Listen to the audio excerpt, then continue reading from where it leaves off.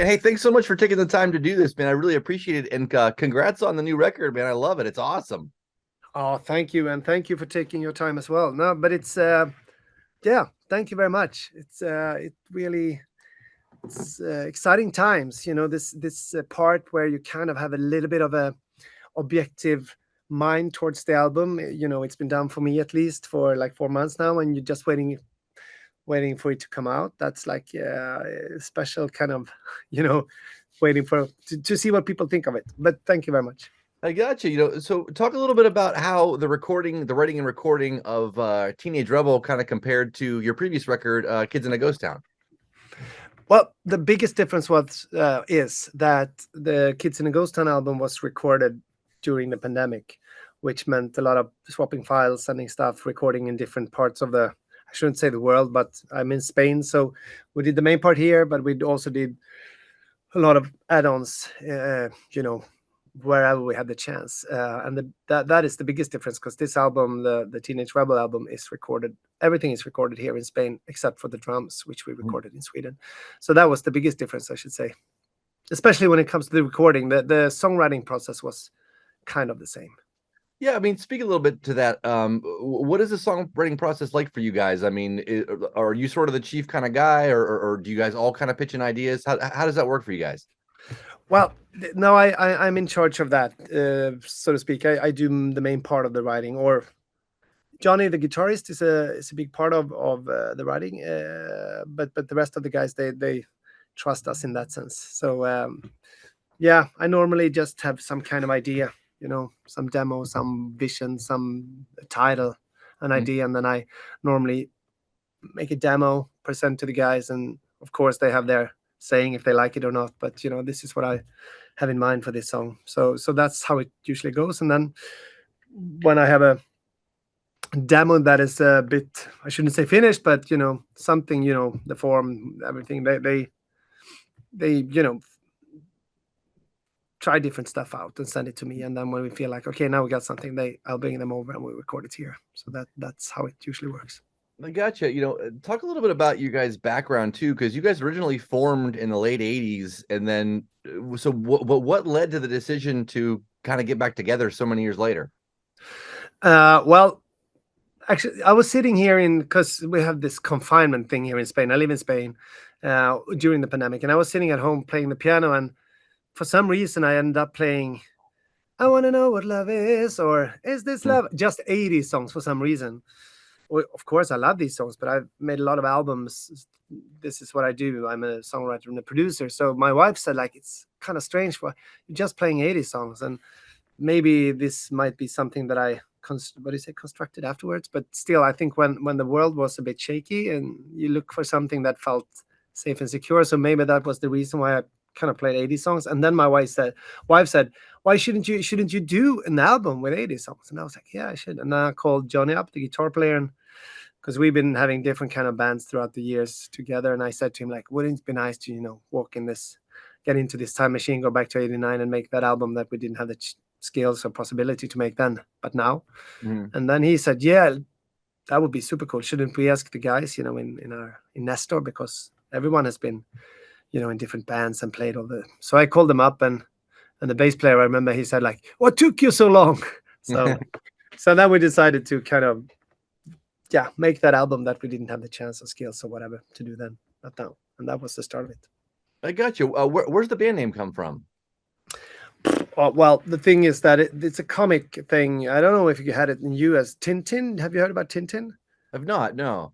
Tintin is like this. I know that Peter Jackson did a movie, like a comic strip, a little political thing from Belgium, I think, or Mm. Netherlands.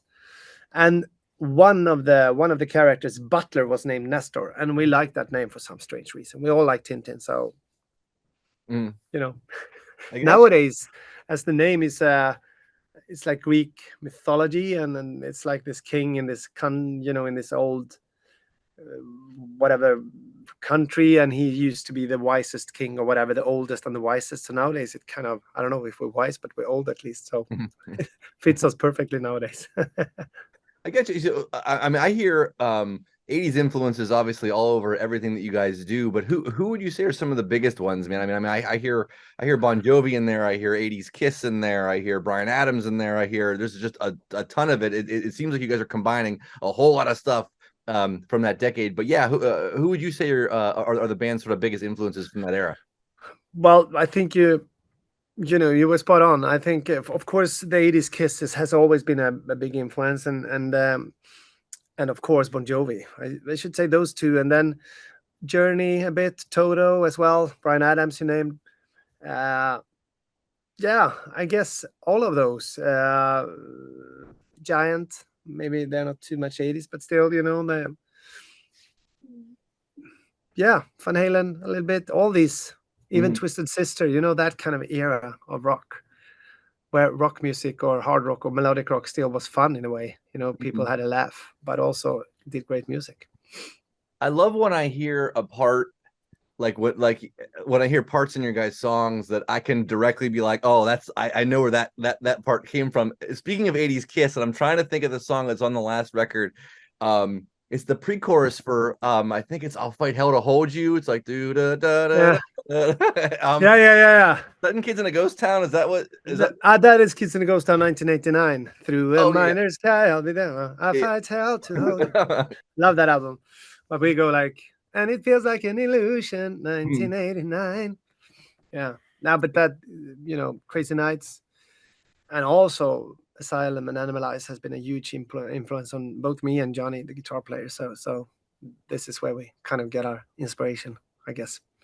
I got you. Yeah, I'm in a band here in the States, and we do the same thing. Like there's Uh, like little homages to stuff in almost everything we do, yeah, where it's like I'm trying to kind of recreate that part without just lifting the whole part. You know what I mean? But yeah, yeah, it's always fun to put that stuff in there, and then when people recognize it, it's always like, oh yeah, it's like yeah, yeah. your kindred spirit, like right away. No, but as you say, it's like it's a homage. It's like there's one song on the first album where it has the vibe of right now with Van Halen, but in the chorus I sing these days Yeah. Van Halen on cassette. Mm. Kind of a homage is I love that word. Sometimes people say like, yeah, it's a little bit of a rip-off, but I don't see it as that. It's like this is what we grew up with, and if we can contribute or give something back to this audience and them as well. Yeah. Yeah, so I want to get into some specific tracks on the new record and kind of want to get sort of the backstory. I'm going to start with what's my favorite song on the record, which is "Last to Know." How did that one kind of come together? I mean, it's just a super ultra catchy song, but yeah, I love it. Just a killer chorus, killer hooks everywhere in that. Thank you. Well, I wanted to write a song. Of course, you can hear hysteria in it. There's also a bit of every breath you take. It's also a bit of all I want to do is making love to you, Mhm. heart. But I wanted a song that you could like. I kind of had this image that I was, cruising down the Sunset Strip or some wherever in the world with the windows down in a cabriolet and kind of. So I wanted that kind of mid-tempo song. Uh, so that was the start, and then I was sitting here like playing the guitar, and I got this sound that felt very much like the hysteria sound, that kind of, and then I kind of built it on that, I guess. So Mhm. yeah, and then the song is about like a classical thing that if we won't make it, please don't let me be the last to know, Mhm. kind of thing. So yeah. I got you. So the next one I want to go with is the first single from this, which you guys have a video out for now too, is "Victorious." Kind of how did that one sort of come together? And you guys tied in like a whole kind of hockey theme to the video too. Yeah, yeah, it was the video is very much inspired by the Young Blood, Rob Love old movies from the 80s. So now, but the song is we wanted a song, or I shouldn't say we wanted, when Johnny had that riff and when he played it to me, I immediately felt like it's a song about being victorious, about being successful, not in that sense that you or let me put it this way, it's a song about being successful from your own point of view, so to speak. It's not up to anyone else to decide if you've been victorious. It's like it could be the smallest thing, but that feeling. So yeah, I was da-ba-da-da-na-na-na, victorious. I was singing victorious, and then sometimes it's like that's what it's about to be, Mhm. you know, yeah, a little bit like sports kind of tribute, victorious. Yeah. I gotcha. So we'll go with the next single after that you guys have just released too, a Caroline, which is a cool song, and I love the ending sort of refrain part you put in there, like that it's almost like you put you tag on like a whole bonus chorus at the very end of the song. But yeah, I love how that all builds and kind of comes to that part. But yeah, how did that one come together? Oh, I can't even remember now. Caroline was one of the songs that was the first songs to. I got the demo ready for this album, so I remember that we always loved the kind of, the Survivor kind of. We had a song on the first album called "Sign in Blood," where we also had "Dan, go, do, da, da," Mhm. these keyboard thing parts, and I wanted a song like that. And also I always loved the inspiration for that song was the I just died in your arms tonight. It must Mhm. be. It has that melancholy, not Counting Crows, Cutting Crows. What are they called? Do you The remember? cutting crew. Cutting Crew. I always mix them up with Counting Crows for some reason. Totally different, but yeah. So that was, and also I had an idea of. I saw this movie way back with my kids called Coraline. I don't know if you've seen it. It's like this stop motion movie, a little bit similar to Tim Burton's Nightmare Before Christmas, about this little girl that you know lives in this strange kind of world, and that was the story for the lyrics. A little bit like living in a different universe at some point, but still in this world. Something, something. Yeah. Mhm. It's just the next one I want to ask you about is the title track, "Teenage Rebel," which is just a cool upbeat kind of rock song. But yeah, kind of how'd that one come together? Yeah. Well, that was the same thing. Johnny had the riff, and I kind of spin off on that one. I remember that I wanted to write a song about our hometown. We don't live there anymore, or two guys in the band still do. But remembering this, whatever went down back in the day. And when I was home last summer, we have our own festival in our little hometown. And when I walked down to this place, I walked by my old high school, and I got this idea of, you know, looking back and remembering how it used to be, and that sometimes now we're pushing 50. It's like it's hard to feel that hunger and what do you call it, intensity, what you used to do when you were a kid, like let's take on the world, that kind of feeling. So this song is all about being not rebellious in that sense that you're breaking the law and stuff. It's more like, yeah, I'm gonna fucking go my way, Mhm. that kind of thing. So yeah. One thing that I loved about the 80s is that even in pop music and it seemed like all the pop songs were kind of like rock songs. They were like just this close to being like, and you guys made a great point of this by covering Whitney Houston's "I Want to Dance with Somebody" in the last one, where it's like you hear, I was like, it's like, oh wow, like yeah, it's a you put guitars to that, it's a rock song, which I Yeah. thought was an awesome cover. Yeah, you are spot on. That's I've done quite a few interviews now, and that usually I get the question like, "What is so special about the '80s?" And that is just what you just said. It's like the songs were always in focus. It doesn't matter if you were listening to Alphaville or Dio or Kiss or Depeche Mode. Depeche Mode is not the best option, but Laura Branigan, Mhm. whatever. It was like the songs. If you dress them in, as you say, you could just add it's the songs were great, and it was just a decision of how to dress them. If you wanted distorted guitars, yeah, then it's hard rock. If it's not, if you have keyboards, yeah, then it's some kind of synth pop. So yeah, spot on. I think and that was also a cool thing when we were looking for some kind of cover, that to Mhm. choose something that wasn't so obvious. So you guys played the Monsters of Rock cruise before, correct? Right? Yeah, twice we played it twice. Yeah. Gotcha. So how have the sort of I'm guessing that's largely an American audience on those.